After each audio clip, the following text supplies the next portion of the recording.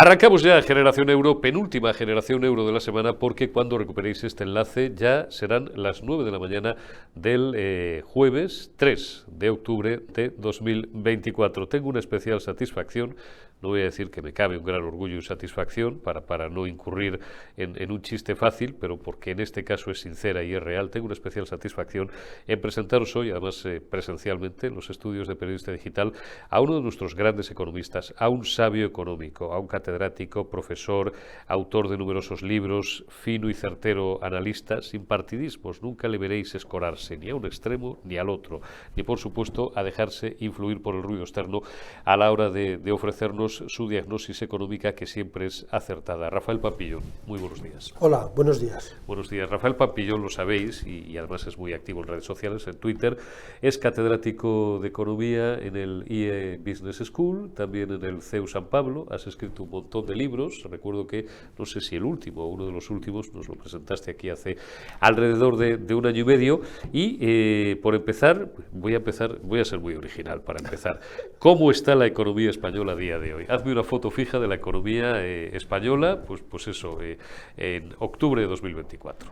Bueno, los datos que conocimos el miércoles nos muestran un aumento del empleo, un aumento de la afiliación a la Seguridad Social, 8.800 afiliados más, que vienen de aumentos en profesores, porque empieza el curso académico y había profesores sin contratar y ahora pues esos se incorporan a la enseñanza. O sea que tenemos el sector de la enseñanza que crece mucho, pero eso choca con el aumento del desempleo de los sectores del comercio y del sector del turismo, el sector de la hostelería, que aumenta el desempleo. O sea que esta es una economía que está muy condicionada por la estacionalidad. También la agricultura aumenta ahora, porque ahora es una época de recogida. Por ejemplo, la aceituna pronto se recogerá, también las naranjas. La agricultura ahora está creciendo y a mí me parece que ese es un tema que también está influyendo en la economía. Y esto viene a cuento porque una foto fija de la economía española lo que nos diría en este momento es que estamos recibiendo mucho empleo del extranjero. Hay mucha inmigración, sobre todo de Colombia, vienen de Venezuela, vienen de Chile, vienen de Argentina con pasaporte italiano, por eso vienen italianos, que son argentinos, vienen marroquíes, vienen rumanos, pero cada vez tiene más influencia en la entrada de población los latinoamericanos. Pero los que entran, un 70% son de baja cualificación. Y en cambio, los que salimos fuera, los españoles que se van al extranjero, son en un 60% de elevada cualificación. Médicos, enfermeros, ingenieros, arquitectos. Y eso se llama la destrucción del capital humano. Entra capital humano de baja cualificación y salen trabajadores de alta cualificación. Pero eso es un desastre a medio plazo, Rafael. Es un desastre porque el crecimiento económico español no se basa en la innovación, no se basa en la tecnología, en la inteligencia artificial, en los semiconductores, en el coche eléctrico. No, el crecimiento de la economía española no se basa en la investigación y el desarrollo, tampoco se basa en el incremento del capital físico. Sí que está aumentando últimamente el capital físico, pero no tenemos capital. ¿Qué es lo que tenemos? Mano de obra. Es una economía que crece y crece más que la media de la zona del euro porque tenemos mucha mano de obra que trabaja, y esa mano de obra que trabaja lo que hace es reducir la renta per cápita, o que nuestra renta per cápita esté un 20% por debajo de la media de la Unión Europea, y la productividad también es muy baja. O sea que sí que crecemos más, pero cuando dividimos por el número de habitantes, que entran, pues más o menos el neto son 500.000 más cada año, de manera que en este momento en España estamos casi cerca de los 49 millones de habitantes. 49 millones de habitantes. A mí me dice mucho, bueno, me lo dice la calle, me lo dice también Riera todas las semanas, que claro, que es un crecimiento, el crecimiento del PIB, crecimiento per cápita, ya el PIB per cápita, que lo explicaba también el otro día Daniel Lacalle, ya lo ha explicado bien en Rafael Pampillón, pero digo, en términos generales, que crecemos incluso más que la media de los países de la Unión, pero que es un crecimiento dopado contra deuda. Por hacerlo corto, por ser un poco burdos. ¿Esto es así? Bueno, hay muchos economistas que insisten en este tema del gasto público y que tenemos un elevado déficit público. Pero el déficit público no es tan alto. Tenemos un déficit público y una deuda preocupantes, pero Francia, por ejemplo, tiene mucha más deuda que nosotros sobre el PIB. Italia también, ¿no? Italia también, pero en el caso de Francia es que estamos con la prima de riesgo, que es la diferencia entre el tipo de interés del bono francés o el bono español a 10 años con respecto al tipo de interés alemán. Y España y Francia están en el mismo nivel de prima de riesgo. Eso significa que Francia, siendo una economía más desarrollada, tecnológicamente más avanzada, tiene más deuda pública que España, y nosotros tenemos deuda pública y estamos dopados porque el gasto público es muy elevado, pero y porque el crecimiento que tenemos es un crecimiento basado en muchos sectores de baja productividad. Y bueno, si le llamas estar dopado a eso, pues es cierto. Me sugiere Riera una cuestión para usted que le voy a trasladar en su literalidad y le enviamos un abrazo. Revisiones del Producto Interior Bruto del Instituto Nacional de Estadística. Se ha revisado. Con carácter general, aquí, casi todos los que pasan por este potro, no de tortura, espero que no sea tal, me inciden en que hay una cierta, voy a ser suave, cocina de los datos por parte de organismos como el Instituto Nacional de Estadística, que tradicionalmente han sido muy prestigiosos, o bueno, antes hemos hablado de empleo, luego volveremos, el INEM, los fijos discontinuos y tal. ¿Hay cocina en los datos? A mí me parece que todos los datos se cocinan, todos los datos hay que actualizarlos.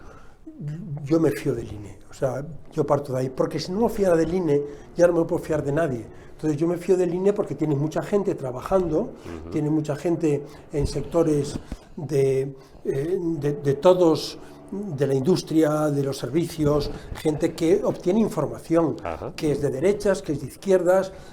Entonces, a mí me parece que manipular datos, yo creo que el INE no lo hace. Actualiza. ¿Qué significa actualizar? Que ahora tiene más información de lo que pasó años atrás y que, por tanto, ahora puede revisar al alza por este crecimiento. Este crecimiento que, insisto, viene de la mano de sectores de baja productividad, del sector de los servicios, del sector del transporte, del sector que tiene que ver con la ayuda en casa, es decir, del servicio doméstico, sector agrícola, con el sector de la construcción, el sector del turismo. El turismo es que ha crecido muchísimo, aunque solo sea por el sector turístico, probablemente eso ya exige una revisión al alza, porque el turismo está imparable. Y por eso hay también una contestación en algunas comunidades autónomas por ese turismo que de alguna manera reduce el bienestar de los ciudadanos. O sea que yo me creo lo que dice el INE. El otro día le escuchaba en su canal de YouTube también a mi admirado Mar Vidal, precisamente, hombre, no demonizar ni mucho menos el turismo, pero él hacía un recorrido en los últimos 40-50 años de la economía española. Decía que siempre nos habíamos caracterizado, más que otras de nuestro entorno, por ser una economía de volumen. Es decir, hubo un tiempo en el que hasta en el último rincón se construía una casa, una vivienda, un edificio, 800.000, recuerdas, al año, ¿no? Y ahora pues estamos otra vez, y bendito turismo, yo siempre lo digo, porque estamos en 80 y tantos millones de turistas que dejan dinerito. Una economía de volumen, por tanto, basada en este tipo de cuestiones, pero que seguimos teniendo, y este debate es muy viejo, creo,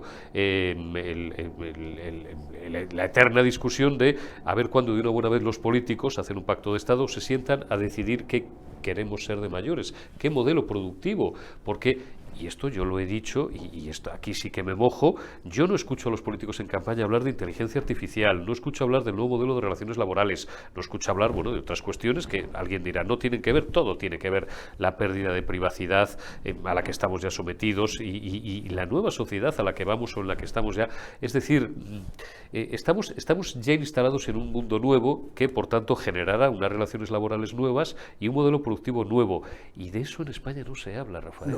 No se se habla. Y ese es un punto no solo de España, sino de Europa. Ahí tenemos el informe de Draghi, que es un informe que intenta que Europa, incluida España, salga de ese parque temático en el que nos hemos convertido.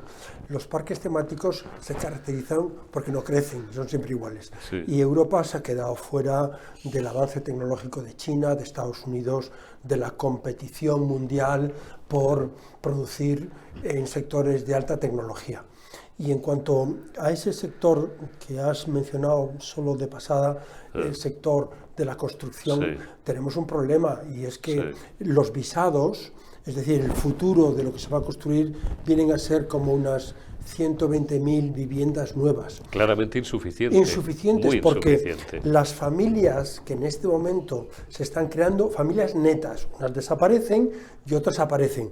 La diferencia son más de 300.000 familias nuevas que se crean, o sea que no hay cobijo para esas familias nuevas, muchas de ellas provenientes del extranjero, y ahí tenemos un problema de que no se pone a la venta suelo o que no se utiliza suelo para construir, y eso tendrá que ver con que los ayuntamientos, las comunidades autónomas, el gobierno central resuelva ese problema, que es un problema habitacional muy grave que tenemos. Has hablado de productividad que siempre se incide en que es uno de los problemas, si no el básico, de la economía española y sobre todo de, bueno, pues de nuestro modelo productivo. Se está abogando en las últimas semanas, ha vuelto otra vez a desempolvarse el viejo debate por lo demás de, pues bueno, de la reducción de la jornada laboral, ahora se está hablando de la semana de 4 días. Yo me confieso, pero yo no soy economista y los sabios son ustedes, yo me confieso, bueno, es decir, yo creo que trabajar menos para producir más a mí me parece un tanto difícilmente digerible, pero no lo sé. El Partido Popular incluso, y no te quiero meter en política, Rafael, porque queremos limpiar en la medida de lo posible la entrevista y no contaminarla con el barro político diario y tal. El Partido Popular, digo, en cualquier caso se ha apuntado a este debate, haciendo mal las cuentas, por cierto, porque 9 por 4 son 36, no 37 y media. Bueno, creo que soy el enésimo que hace el chiste. Para mejorar la productividad, a mí me enseñaban en primero de columpios que solamente hay dos formas de hacerlo: o eres más innovador o bajas los salarios. O dispones de más capital. O dispones de más capital, que tampoco parece el caso. Sí. Entonces, estamos condenados a seguir. El otro día consulté el dato, nuestra productividad es un 25,4% inferior de media al resto de países o a la media de países de la Unión Europea. Y esto es un problema que hemos arrastrado desde siempre, creo. ¿Cómo se puede romper eso? Bueno, la productividad es un cociente. Entonces, arriba pones el Producto Interno Bruto y abajo pones el número de trabajadores o el número de horas trabajadas. Entonces, ¿qué está pasando? Que el PIB crece más rápidamente que la Unión Europea, pero que nuestra productividad se reduce porque nuestros sectores productivos son sectores de baja productividad. Aunque aumente el número de trabajadores son de baja cualificación. En definitiva, yo creo que España tiene un problema de costes, y reducir la jornada laboral sería para las empresas mayores costes. Tenemos mayores costes laborales y despidos.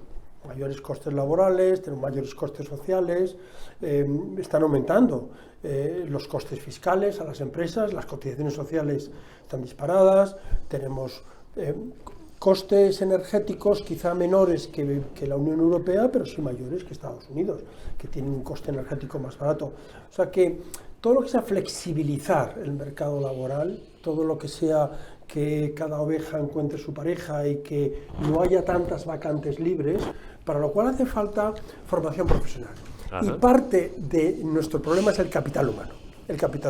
Y ese capital humano, desgraciadamente, mucho se va fuera, pero tenemos que cambiar nuestros planes de estudio para mejorar la productividad, porque el capital humano es lo que mejora la productividad, y los planes de estudios de las universidades públicas, las privadas, allá ellas, porque ya buscarán la manera de enseñar aquello que coloque a sus egresados en el mercado de trabajo. Pero las públicas tienen que insistir mucho y los colegios, también los institutos de enseñanza pública, insistir mucho en el cambio tecnológico, en las matemáticas, en la física, en todo lo que tiene que ver con la formación profesional, en aspectos de inteligencia artificial, de semiconductores, todo lo que tiene que ver con plataformas logísticas. Todo el cambio tecnológico es brutal y ahí la formación profesional y la universidad pública debe hacer un esfuerzo mayor.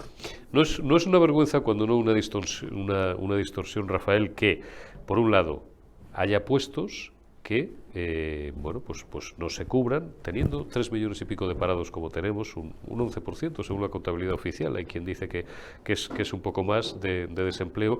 No hay una vergüenza que haya puestos para los que las grandes empresas, sobre todo grandes organizaciones, grandes corporaciones, por su altísima cualificación, no sé, antes decíamos Big Data, que eso ya parece el paleolítico, ¿no? Pero todo lo que tiene que ver con inteligencia artificial, o puestos en general muy especializados, no encuentre gente suficientemente preparada, de la gente que sale de nuestras universidades, y tengan que ir fuera a buscarlos, y sin embargo, pues hay puestos por debajo, pues para los cuales hay una sobreoferta. No es una distorsión, al final volvemos a lo de siempre, a lo que tú estabas apuntando, es decir, hay, y esto lleva décadas siendo así, un completo, bueno, por no decirlo en inglés, desacople entre la oferta universitaria y las demandas del mercado laboral. Y esto es un mantra que yo por lo menos llevo escuchando 30 años, otros lo llevan escuchando 50, y esto pues parece que, es decir, hay muchos universitarios que entran ahora en primer curso y que van a trabajar en cosas que todavía no existen dentro de 3 años. Esto requiere, claro, es endiablado, pero habrá que adaptarse a ello. Y la mejor manera es la formación in company, es decir, que las propias empresas formen a sus trabajadores. Hay vacantes porque lo que sale de las universidades no se acopla, no se adecúa a lo que demandan los empresarios. Y por tanto hay que ensanchar la formación para que esas vacantes queden cubiertas. Es un problema de vacantes en toda Europa, no es un problema solo español, y es porque nosotros nos hemos dormido. Europa no está en ese cambio que se está produciendo en China, en Estados Unidos, en Corea del Sur o en Taiwán. No estamos en ese mundo de las patentes, por ejemplo, estamos muy por debajo de patentes en el sector sanitario, el sector de las telecomunicaciones, de lo que es la frontera del conocimiento. Europa no está compitiendo ahí, y por eso está ese informe el informe Draghi, para intentar resolver ese problema.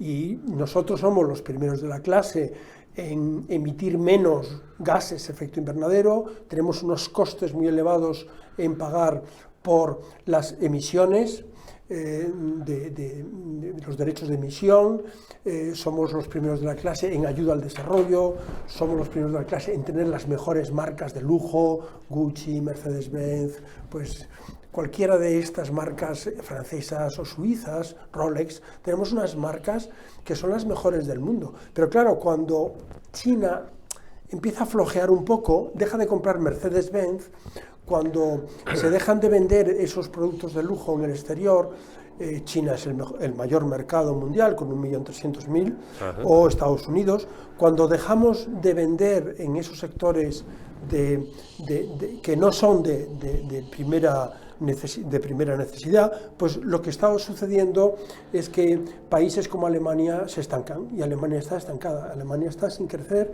Alemania tiene un problema para asimilar tanto refugiado, tanto migrante que le ha venido de fuera en la época de Merkel. La energía es más cara porque el gas ahora lo tienen que traer se lo compran a Estados Unidos o a Sudáfrica o a Turquía, porque es el gas ruso que viene por Turquía, y eso es más caro, y también tenemos el problema del canal de Suez, que lo han abierto, pero yo supongo que lo volverán a cerrar porque los problemas en el Líbano están siendo cada vez más graves, y al final pues los barcos tienen que pasar por el Cabo de Buena Esperanza con costes mayores, y también los seguros exigen más pagos porque hay zonas ahí de piratas en la parte de Nigeria. De Nigeria. Me pide John de Zulueta, presidente de honor del Círculo de Empresarios, que no deje de hacerte una pregunta que tiene que ver con un asunto que yo con John trato mucho, cuál es el de la caída en picado de la inversión extranjera en España. El último dato es que ha caído, creo que es el último ejercicio, ¿no? En 2023 un 20% la inversión extranjera en España. La pregunta es si la economía no va tan mal, como dice el gobierno, que no va tan mal, aunque España no sea precisamente un modelo de estabilidad política, y esto sí que influye en la confianza de los inversores o de las manos fuertes, ¿no?, que se dice en términos bursátiles. ¿Por qué se está desplomando la inversión extranjera?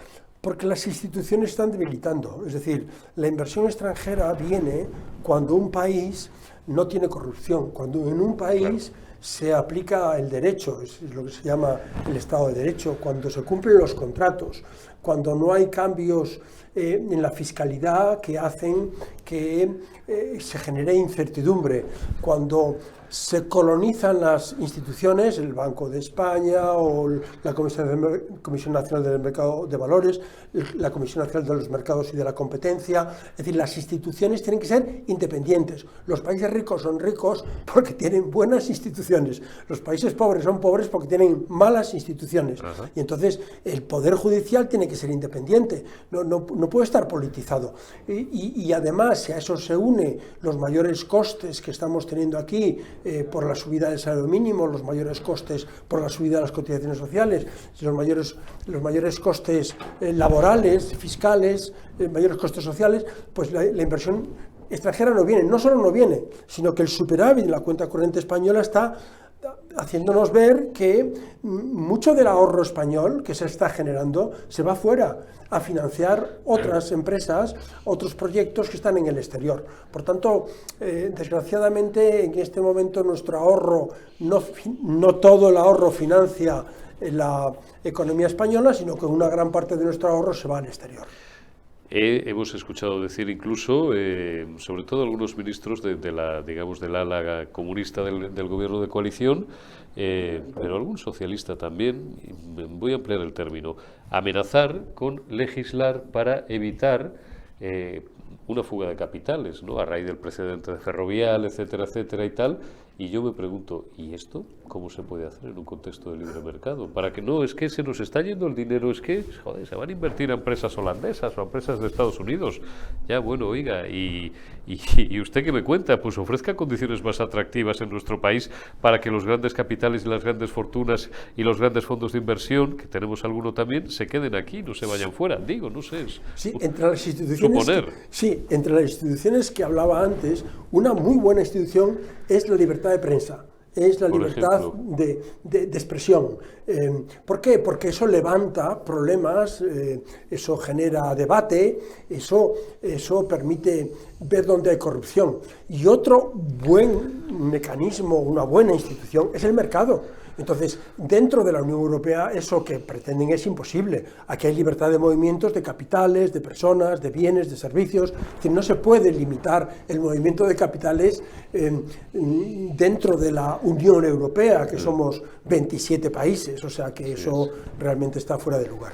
Ultimísima, Rafael, y así, yo me quedaría 1 hora y media, no, me quedaría hablando 3 horas con Rafael Pampillón, porque veréis que es una masterclass, o sea, es una lección detrás de otra, detrás de otra, detrás de otra, pero sí le cebo y a ver si le convenzo para volver a traerle en las próximas semanas y continuar esta charla. Pero hay una, y además es que la tengo reciente porque charlé de esto no hace ni 48 horas con Daniel Lacalle, y con Riera hablamos mucho también, vino aquí Pedro Muñoz a presentarnos su libro y tal, ¿no?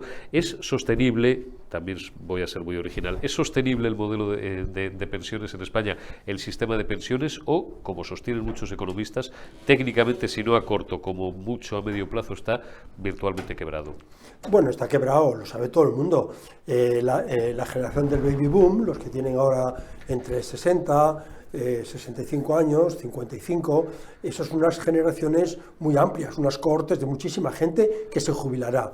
Y en cambio, yo bromeaba con Lacalle, yo tengo 54 y Daniel me parece que tiene 57, digo, tú y yo no vamos a cobrar pensión. Dice, no, bueno, todavía cobraremos, pero muy bajita. Pero muy bajita. En cambio, los que tienen ahora 25, estoy pensando en mis hijos, 25, 30 años, son un 30%, cohortes de 10 años, es un 30% menor que los que se van a jubilar. O sea que el sistema de reparto que tenemos aquí no va a permitir para nada que se pueda sostener el sistema de pensiones que tenemos. La única manera es alargar la edad de jubilación, y lo que se está pensando también es que la tasa de reposición, que en España es muy alta, que significa que la pensión en España es el 80% del último sueldo, pues se reduzca. Es decir, que si los países centrales de Europa tienen una tasa de reposición del 40-50%, es decir, que se jubilan con una pensión que es el 40% del sueldo último que tenían, pues que haya una legislación europea que diga no, la tasa de reposición debe ser del 50%, de manera que bajar del 80% al 50% en el caso de España significaría reducir las pensiones, que es la única manera también, alargar la edad de jubilación para que se jubilen más tarde y por tanto no haya que pagar tantas pensiones, y además cotizan a la seguridad social durante más años, y luego bajar la tasa de reposición, que es muy alta. Es muy alta. Antes de despedirte, yo sabía que me dejaba una pregunta. No es que hayamos desordenado la entrevista, pero no puedo dejar de preguntártelo porque he recordado además que lo había leído en tu tweetline esta mañana. Según los últimos datos del INE, el índice de producción industrial se estanca en España. Y volvemos a algo que comentábamos hace unos minutos. ¿Cuál es la razón? La producción industrial se estanca en Europa, se estanca en Europa. Y en España también se estanca, aunque el último dato que ha dado el PMI pues era más positivo para España que para Europa. La industria evidentemente no se estanca porque no compite, es decir, porque los sectores industriales realmente importantes son sectores que tienen empresas grandes, y un problema de España es que no tenemos empresas industriales grandes, es un problema de tamaño. Las empresas grandes exportan más, hacen más investigación y desarrollo, generan más empleo duradero a largo plazo, las empresas grandes pagan más impuestos. Hay que intentar reducir el tamaño pequeño de microempresa o de pequeña empresa para pasar a mediana, que esas ya generan más exportaciones y más empleo. A mí me parece que la industria española tiene que aumentar su tamaño y competir, y lo hace en los mercados internacionales. Las exportaciones españolas de bienes, de mercancías, están teniendo un buen comportamiento. Rafael Pampillón, sabio, catedrático de Economía en IE Business School y en la Universidad San Pablo CEU. Trataré de engañarle para que vuelva dentro de unas semanas y nos siga dando otra lección magistral de economía. Cuídese, muchísimas gracias. Muchísimas gracias, Erico. Por haber estado hoy en los estudios de periodista digital.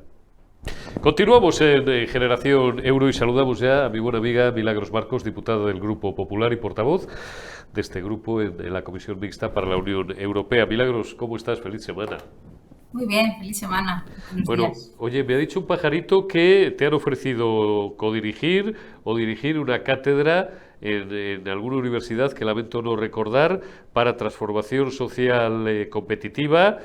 Y has dicho que tú técnicamente podrías hacerlo porque tú sí eres licenciada y además tienes una amplísima experiencia en todo lo que tiene que ver con gestión pública, pero que no tienes tiempo para estas cosas. Y claro, pues pasa lo que pasa. Si los mejores os negáis a hacer esto, pues claro, llega aquí cualquier random, cualquier piernas, como la señora del presidente del gobierno, es un término castizo, que no se me ofenda a nadie. Un piernas, pues un espontáneo, un tío, pues eso, como de segunda, de tercera o cuarta fila, y va y lo pilla. Y entonces da charletas como la que tuvimos el bochorno de escuchar hace 48 horas en CaixaForum, que vaya papel también para los señores de la Caixa.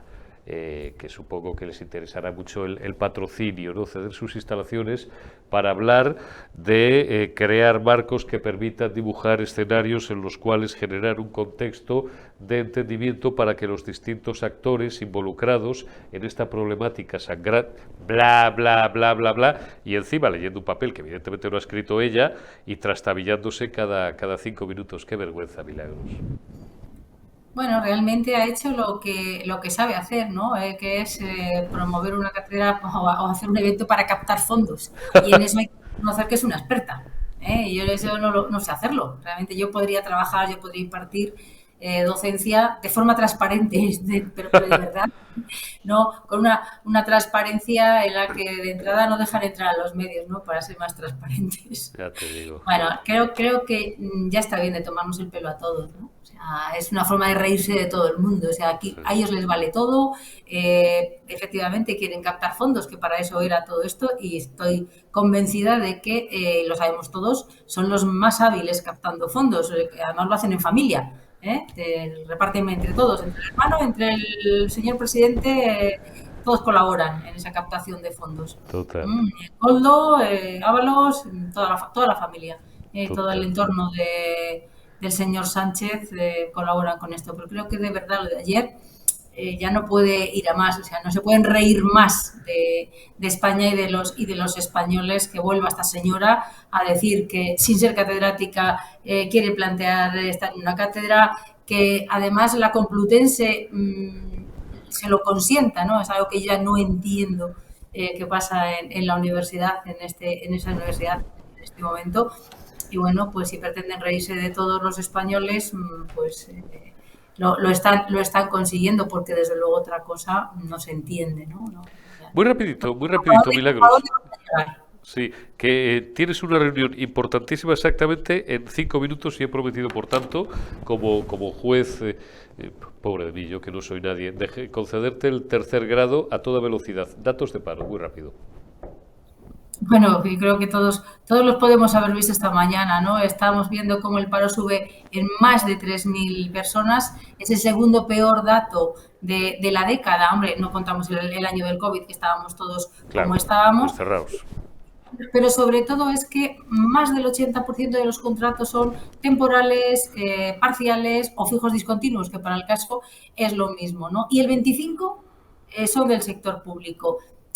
Con esto se entiende, ¿no?, que cada vez haya más personas en riesgo de pobreza en España. Es que ahora mismo el tener un contrato, ni siquiera tener un contrato de trabajo fijo, porque ya sabemos lo que supone el fijo en este momento, es equivalente a no estar en riesgo de pobreza. Y creo que esto es muy grave, porque las personas pues no llegan a fin de mes y el IVA de los alimentos ha vuelto a subir. El precio está un 38% más caro que cuando Sánchez llegó al gobierno. No pueden comprar una vivienda, porque además la política de vivienda inexistente y caótica está acabando con todo. Con las esperanzas de las familias, con las esperanzas de los jóvenes, somos el país de la Unión Europea con peores datos y con mayor riesgo de pobreza. Por lo tanto, creo que la situación económica es muy, muy grave en este momento en España. Europa ha puesto fondos europeos y, desde luego, desde la Comisión de Asuntos Europeos seguiremos insistiendo en que se ejecuten esos fondos, que todo lo que no son capaces de ejecutar, porque solo han ejecutado el 12%, lo transfieran. Cuando no se ejecute en un año, lo transfieran a las comunidades autónomas para que lo puedan gastar, para que realmente pueda llegar a la economía, para que pueda activar la economía y las empresas puedan contratar en lugar de cerrar y pueda seguir creciendo. Si no, tendremos serios problemas en este país si el gobierno sigue actuando de espaldas a la economía y solo pensando en los negocietes de su familia, ¿no? Pues hasta aquí, Generación Euro de este jueves 3 de octubre de 2024, una generación euro con todo un sabio económico, con Rafael Pampillón y con mi querida amiga Milagros Marcos, a la que conocéis bien y que nos acompaña todas las semanas. Mañana, última generación euro de la semana, con el gran Julián Salcedo, doctor en Derecho y en Ciencias Económicas, y con mi buen amigo Paco Cecilio, que seguirá dándonos consejos imprescindibles acerca de cómo vestir bien, de cómo ir en condiciones a los sitios y, sobre todo, de no hacer el ridículo. Un abrazo y hasta mañana.